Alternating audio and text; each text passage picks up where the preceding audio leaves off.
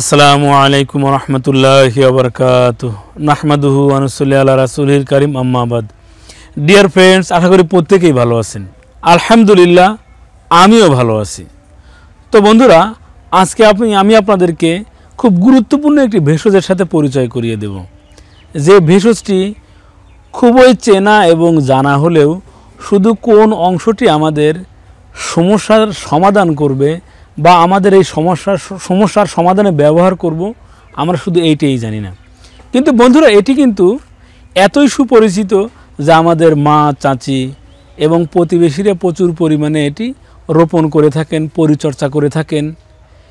কিন্তু তো বন্ধুরা, এটি প্রচুর পরিমাণে আমরা ভক্ষণও করি। কিন্তু শুধু কোন অংশটি আমার আপনার প্রাইভেট সমস্যার সমাধানে কাজে লাগবে, বিশেষ করে যাদের ইরেকটাল ডিসফাংশনজনিত সমস্যা রয়েছে, বিশেষ করে উত্থানজনিত সমস্যা, যাদের প্রিমেচিউর ইজাকুলেশন রয়েছে। তো বন্ধুরা, প্রিমেচিউর ইজাকুলেশন বলা হয় ওই অবস্থাকে যে আপনি আপনার সঙ্গিনীকে একটু আলিঙ্গন, একটু আদর, একটু চুম্বন করতে না করতেই আপনার বীর্যপাত হয়ে যাচ্ছে, ফলে আপনি বারবার লজ্জিত হচ্ছেন খুব আপনজনের কাছে। তো আপনি এই অবস্থা থেকে কিভাবে উত্তরণ হবেন বা কিভাবে কোন ভেষজ খেলে আপনি এর থেকে বের হয়ে আসতে পারবেন, আমি সেটি আপনাদেরকে দেখিয়ে দিচ্ছি। তো বন্ধুরা, এটি দেখানোর পূর্বে একটি কথা না বললেই নয়। আপনারা অনেকেই কমেন্ট করে থাকেন যে ভাইয়া, একই বিষয়ের জন্য আপনি বারবার এতগুলো ভেষজ কেন দেখান? তো বন্ধুরা, আমি এই জন্য দেখিয়ে থাকি যে সব ভেষজ সব এলাকাতে সমপরিমাণে পাওয়া যায় না। তো বন্ধুরা, অনেকেই কমেন্টের মধ্যেই বলে থাকেন যে ভাইয়া, আপনি তো একটি উপকারী ভেষজ দেখালেন, এটি আমাদের এলাকাতে পাওয়া যায় না, আপনি কি পাঠাতে পারবেন? তো বন্ধুরা, এই জন্যই মূলত আমি আপনাদেরকে একই রোগের জন্য এত বিশেষ করে শত শত ভেষজের কথা বলে থাকি। তো বন্ধুরা, আপনাদের এই সমস্যাকে সমাধান যে ভেষজ দ্বারা হবে, আমি সেই ভেষজটিকেই দেখিয়ে দিচ্ছি। তো বন্ধুরা, আপনারা দেখতে পাচ্ছেন এটি একটি সিমের মাচা।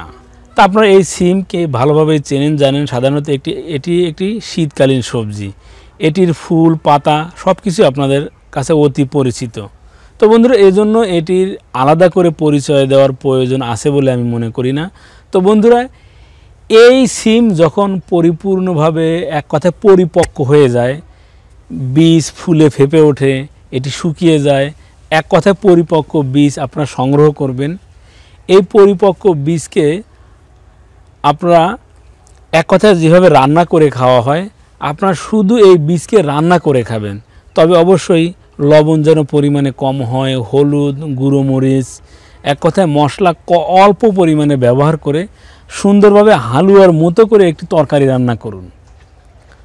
তো বন্ধুরা, এটিকে কিন্তু আপনারা তরকারি হিসেবে তো খেতেই পারেন, বাকি যদি আপনি ঔষধ হিসেবে যখন ব্যবহার করবেন, আপনারা 100 গ্রামের বেশি একত্রে রান্না না করে 100 গ্রাম পরিমাণ সুন্দরভাবে রান্না করে আপনারা 3-4 বার খেয়ে শেষ করে ফেলুন। এতে দেখবেন খুব দ্রুতই আপনার শুক্রতারল্যজনিত সমস্যা সেরে গিয়েছে।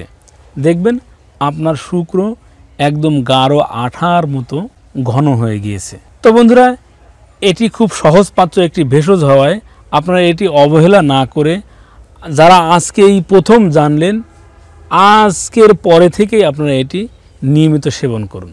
তো বন্ধুরা, এটি কিন্তু অবশ্যই রেগুলার খেতে হবে। আপনি আজকে খাবেন, 2 দিন খাবেন না, 2-4 বার খেয়েই বলবেন যে ভাইয়া, এর দ্বারা আমরা তেমন উপকৃত হইনি, এভাবে হবে না। আপনার যে সমস্যাটা তৈরি হতে অনেক দিন গিয়েছে, সেই সমস্যার সমাধান কিন্তু 1 দিন 2 দিনে চলে যাবে না। সেক্ষেত্রে অবশ্যই 15 থেকে 1 মাস পর্যন্ত নিয়মিত সেবন করতে হবে বা খেতে হবে। তো বন্ধুরা, এই ছিল আজকে আমাদের আলোচ্য বিষয়। আপনাদের যদি এই ভিডিওটি ভালো লেগে থাকে, অবশ্যই আমাদের এই চ্যানেলটিকে লাইক দিবেন, শেয়ার করবেন, অবশ্যই সাবস্ক্রাইব করবেন। ধন্যবাদ সবাইকে। আসসালামু আলাইকুম রহমতুল্লাহি ওয়া বারাকাতুহু।